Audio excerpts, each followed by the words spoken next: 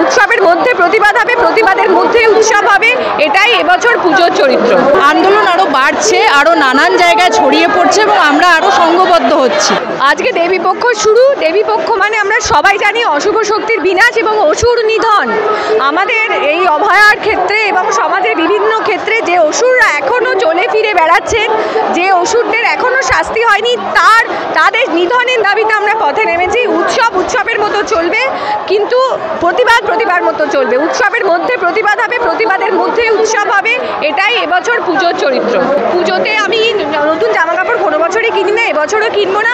তবে কেউ যদি টি শার্টে প্রতিবাদ লিখতে চান লিখবেন, কেউ যদি মিছিলে করতে চান করবেন, কেউ যদি অঞ্জলি দিতে চান দেবেন, কিন্তু প্রতিবাদ উৎসবের মধ্যে চলবে। এই মিছিল এই কারণেই করতে হচ্ছে কারণ 1.5 মাস পেরিয়ে যাওয়ার পরেও আমাদের দাবিগুলি নিয়ে কোনো ধরনের হেলদোল আমরা সরকারের থেকে দেখতে পাচ্ছি না।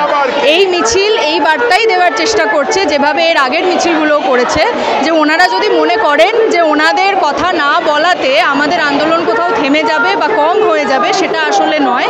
আন্দোলন আরও বাড়ছে, আরও নানান জায়গায় ছড়িয়ে পড়ছে এবং আমরা আরও সংঘবদ্ধ হচ্ছি। সুতরাং ওরা যত তাড়াতাড়ি পারবেন এই ধরনের থ্রেট কালচারের বাইরে বেরিয়ে ওনারা যদি নিজের মূল্যবান সময় আমাদের সঙ্গে কথা বলতে ব্যয় করেন এবং আমাদের দাবিগুলো শুনে সেগুলোর কোথাও কার্যকরী করতে ব্যয় করেন, তাহলে অনেক বেশি উপকার হবে। আমি আজকে ভোট দখলে ছিলাম না এই কারণ এর পরবর্তীকালে যে ধরনের দাবিগুলো নিয়ে আমরা কথা তুলেছি সেগুলো যদি বাস্তবে কার্যকরী করতে হয়, অন্য কিছু ধরনেরও ইন্টারভেনশনের দরকার রয়েছে, শুধুমাত্র রাত দখল বা ভোট দখলের নয়। যারা করছেন, সাধারণ মানুষরা যারাই রাস্তায় রয়েছেন, এই কলগুলো দিচ্ছেন, তাদের সবাইকে আমি কুর্নিশ জানাচ্ছি, কিন্তু তার উল্টো দিকের যে ইন্টারভেনশন সেইটাতে এই মুহূর্তে বেশি জোর দিচ্ছি।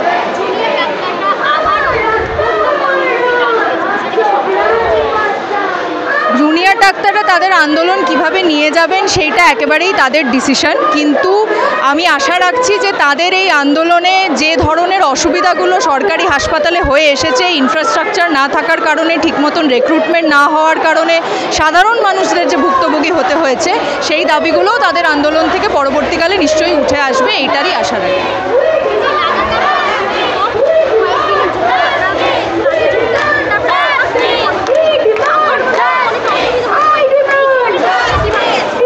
এই আন্দোলন তো আসলে সাধারণ মানুষেরই আন্দোলন। তারা অনেক সময় অনেক জায়গা থেকে অনেকভাবে এটাকে সাপোর্ট করছেন।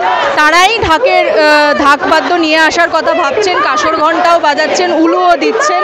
তাদের নিজস্ব যে ভাষা প্রতিবাদের, সেটা সাধারণ মানুষেরই ভাষা, এবং সেই কারণে সাধারণ মানুষ নিজের মহিলাদের সুরক্ষা নিয়ে এবং নিজেদের পরিচিত মহিলাদের সুরক্ষা নিয়ে রাস্তায় রয়েছে।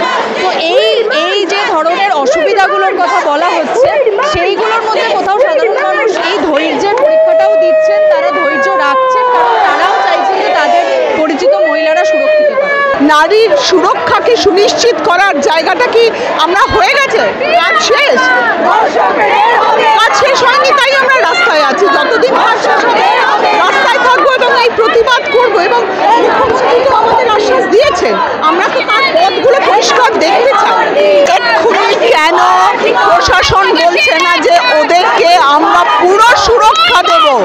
সুরক্ষার জায়গাটা এনশিওর করুক, সবাই চলে যাবে। আর আরেকটা খুব ইম্পর্টেন্ট যে কথাটা, সেটা হচ্ছে একটা স্যাংশন পোস্ট আছে প্রত্যেকটা মেডিকেল সেক্টরে।